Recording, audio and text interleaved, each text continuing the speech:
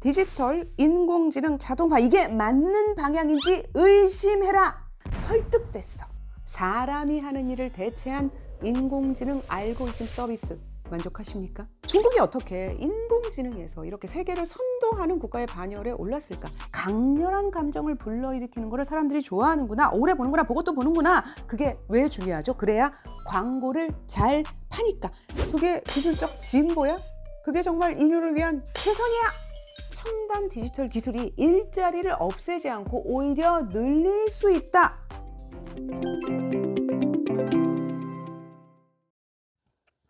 안녕하세요. 언니가 읽어봤어. 박언니 박에스더입니다. 좀 오랜만이죠. 오랜만에 리뷰니만큼 오늘 대단한 책을 준비를 했습니다. 제가 지난해 신년 기획으로 어려운 사회과학 책 왜 읽지? 뭐 읽지? 어떻게 읽지? 시리즈를 한 적이 있었는데 그때 이런 얘기를 했죠. 사회과학 책을 긴 한 호흡으로 이해를 해라.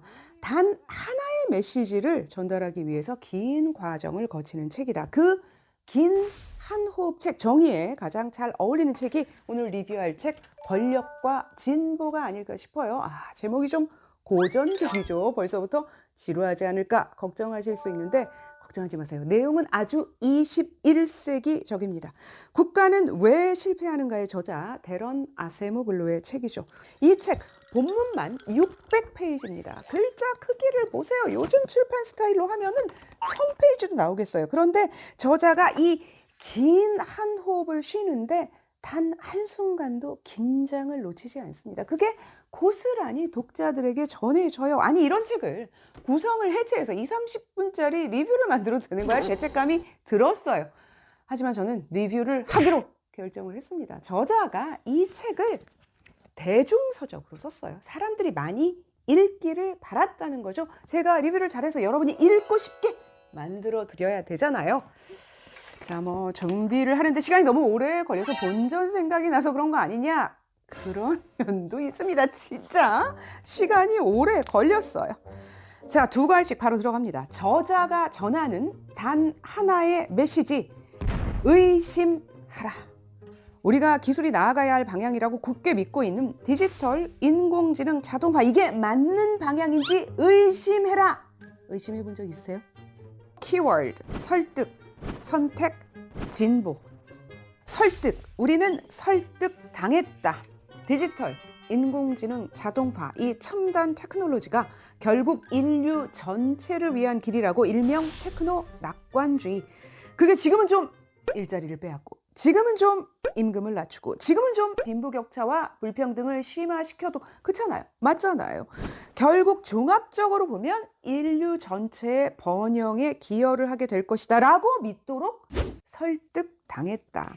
설득 권력이라는 개념이 등장합니다. 어떤 사회적 비전, 여기서는 기술이 어떤 방향으로 나아가야 할지 경로를 설정하는 비전인데 그런 비전을 만들고 전파하고 사람들이 믿고 실행하게 만드는 설득 권력이 있다.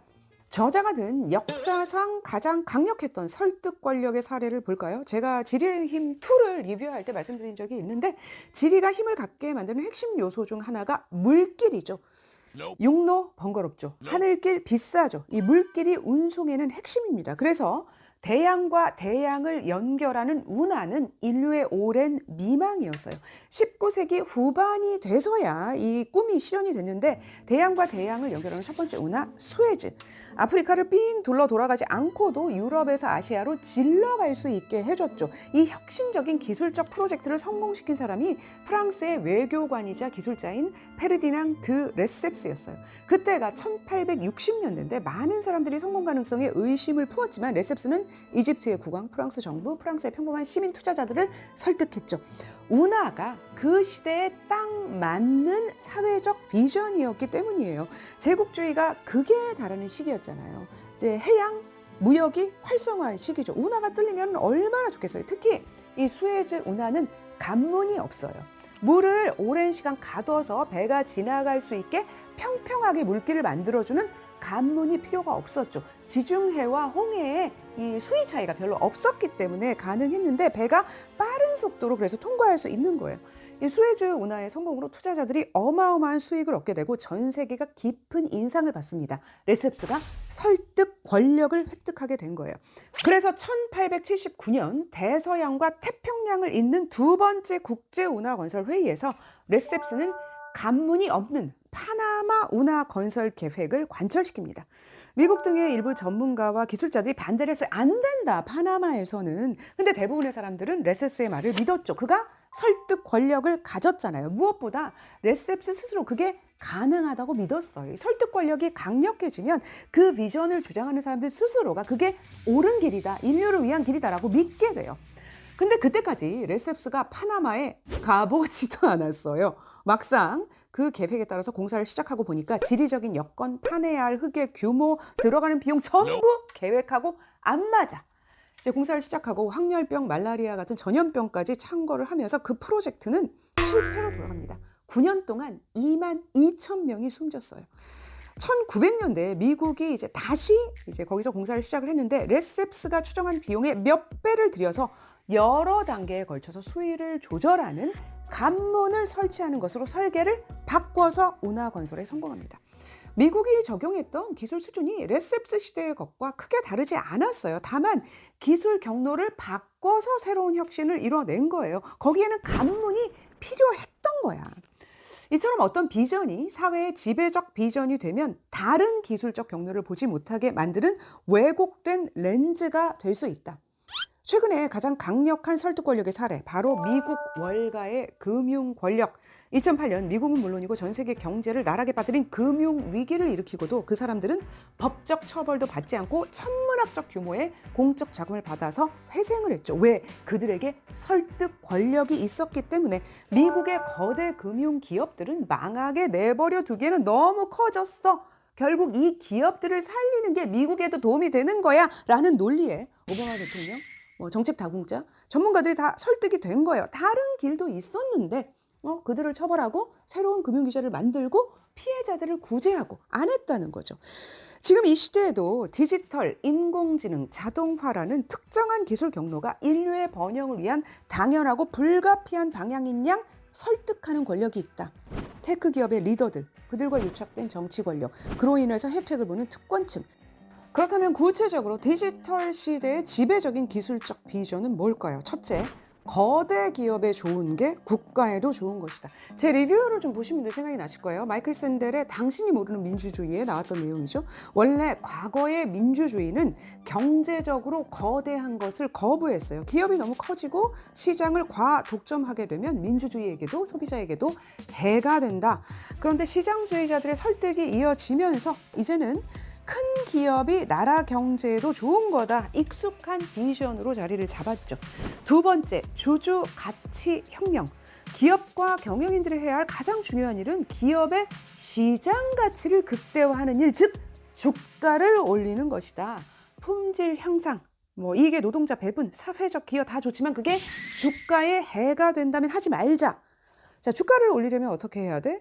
비용을 줄이고 이윤을 극대화해야 돼. 가장 큰 비용이 뭐야? 노동자야. 노동을 줄여야겠네. 과거에는 노동을 기업의 핵심 요소로 생각을 했지만 지금은 가장 큰 비용으로 인식을 하게 됐죠. 디지털 테크놀로지의 방향이 노동을 기계로 대체하는 방향으로 가게 된 거예요. 그렇게 디지털 유토피아 비전이 완성됐다. 생산 공정에서 노동을 제거하는 톱다운식 테크놀로지 설계에 모든 기업이 집중하고 있죠. 여기에 극도의 엘리트주의적 비전이 가미됩니다. 첨단 기술, 금융, 경제 이런 거는 극소수 엘리트들밖에 못해. 그 사람들이 천문학적 연봉을 받는 거는 당연하지. 인류 전체 공영을 위해서 노력하고 있으니까. 그리고 인정해야지. 이 시대 대부분의 사람들은 노동으로 성과를 낼 만큼 똑똑하지 않아. 인공지능이 더 낫잖아. 정말 이게 최선일까요? 의심해라. 왜? 결과가 그저 그래. 별로야. 구체적인 수치로 봅시다. 미국의 경우 1980년대 이후에 실질 임금 증가율이 연 0.5%에 그쳤다. 생산성 자체도 이전 시대에 비해서 별로 높아지지 않았다. 특히 기술 혁신이 생산성에 기여한 정도를 평가하는 총 요소 생산성 증가율이 1980년대 이후 미국을 예로 들 때 연평균 0.7%에 그쳤다. 그 이전에 1940년대에서 1970년대에는 연평균 2.2%씩 증가했는데 이게 뭐냐? 이러려고 디지털 인공지능 자동화에 자원을 쏟아붓고 있는 거냐? 두 번째 키워드, 선택. 기술 자체는 선하지도 악하지도 않지만 기술의 경로 또 특정 경로로 이끄는 비전에는 좋고 나쁨이 있다는 거예요. 특히 그게 인류 전체의 공영에 이바지하느냐라는 측면에서 인류 역사에서 기술 경로의 나쁜 선택이 가장 많이 이루어진 분야가 농업이라고 저자는 말합니다. 이 하라리의 사피엔스가 생각나죠. 농업이 혁명이라고, 그거는 재앙이었어. 정착 농경을 한 뒤에 인간은 수렵시대보다 훨씬 더 일하고 훨씬 덜 먹고 훨씬 일찍 죽었잖아.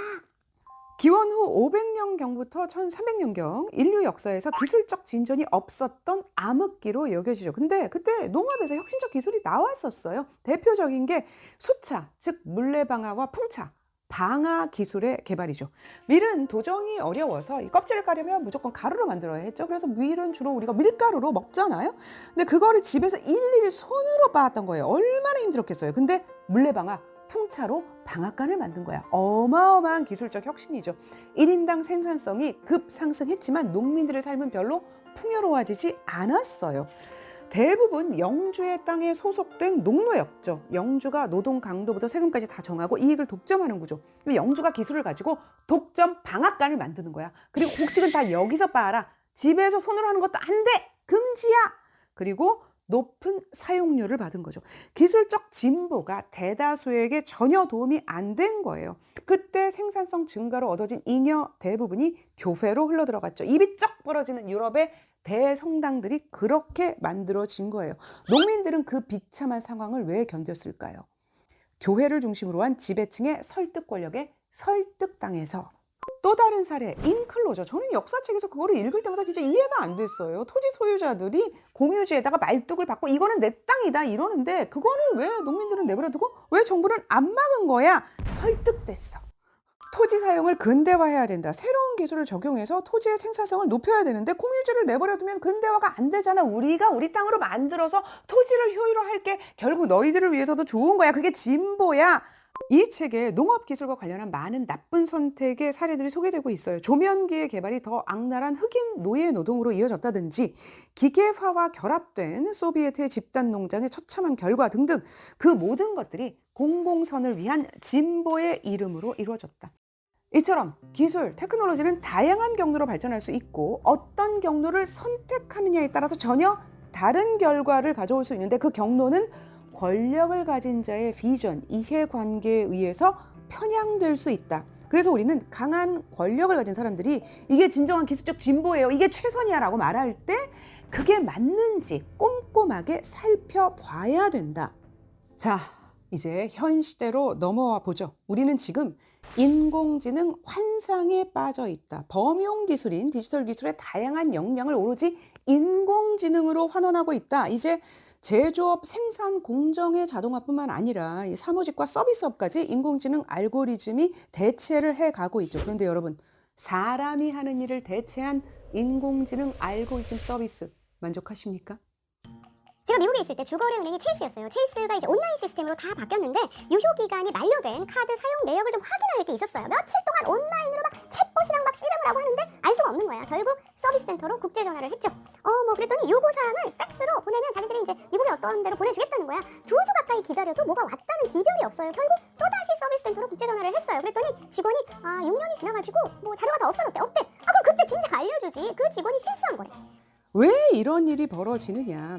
인간이 원래 서비스업에서 일을 잘 하고 있었어요. 인간은 특히 사고의 유연성이 탁월하죠. 그 사람의 독특한 사정, 그때의 특수한 상황, 사회적 맥락 이런 것들을 종합해서 대응하는 능력을 가지고 있는데 인공지능이 그런 부분에서 취약하죠. 챗봇 하다가 속 터져서 결국 서비스 센터로 전화하는 일 많잖아요. 근데 인공지능 알고리즘에 계속 일을 넘기다 보니까 서비스 센터 직원들의 권한이 약화돼요. 또 그와 관련된 교육, 훈련, 경험 이런 게 다 부족해지죠. 알고리즘은 신통치가 않은데 서비스 센터 직원들도 점점 일을 못하게 되는 거예요. 근데 인공지능 왜 아직 멍청할까요? 왜 기대한 만큼 똑똑해지지 않는 걸까요? 제가 여러 책의 리뷰에서 말씀드린 적이 있는데 인공지능의 발달 과정을 살펴봐야 돼요. 현재의 인공지능은 인간처럼 사고하는 컴퓨터 지능을 개발하겠다는 원래의 야망을 포기했어요. 대신 다른 기술적 경로를 선택을 했죠. 엄청난 양의 데이터를 학습하게 하는 모델로 바꾼 거예요. 그게 딥러닝이잖아요. 엄청난 양의 데이터를 수집할 수 있게 되고 그거를 하나의 공간에 저장해서 빠른 속도로 처리하는 기술력이 발전하면서 현재 인공지능 알고리즘이 탄생을 하게 된 거다. 그래서 결과는 인간이 하는 일을 대체하거나 능가하는 것처럼 보이지만 인간처럼 사고하는 지능은 아니에요. 그래서 인공지능이 발달할수록 오류에 대한 우려는 더 커지고 있잖아요. 우리랑 사고하는 과정이 다르니까 어디서 오류가 생기는지 어떻게 오류를 고쳐야 할지 모르는 경우가 많아요. 엄청난 데이터 수집에 기반한 현재의 인공지능은 생각보다 별로인 그저 그런 기술들만 개발을 해서 많은 부작용을 낳고 있다는 게 저자의 주장입니다.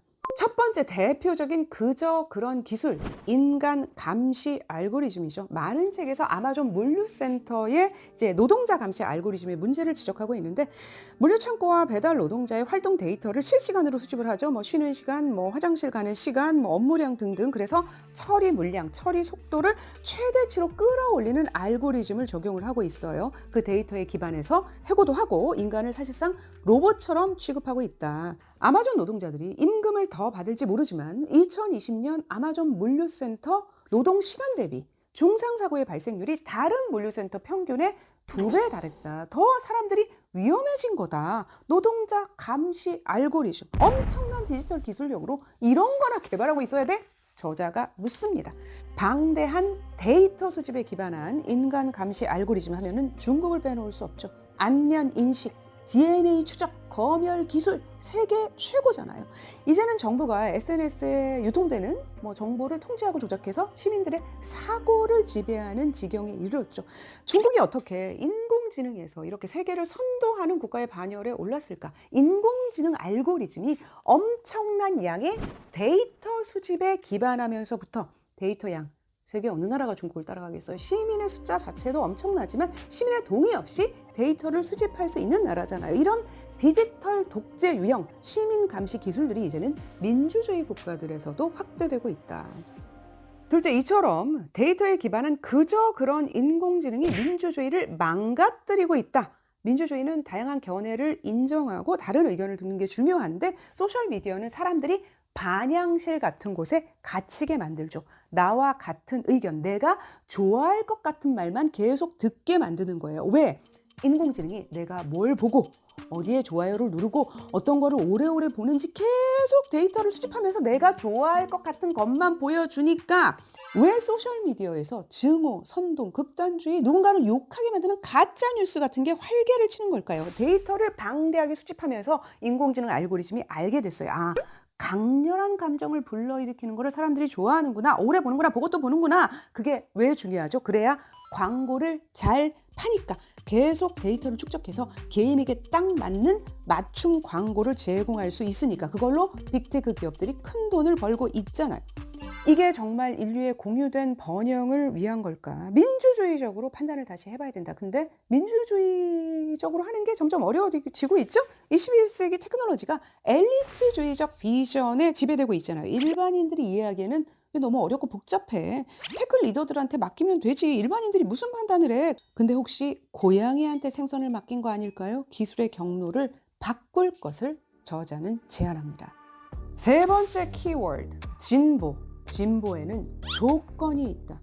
기술은 당연히 진보를 이룰 거야도 틀린 말이고 현재 기술적 경로 외에 다른 길은 없어 또 틀린 말이다. 인류 역사를 돌아보면 우리는 기술적 경로를 계속 선택해왔고 그 선택에 따라서 진보가 이루어지기도 하고 억압되기도 했다.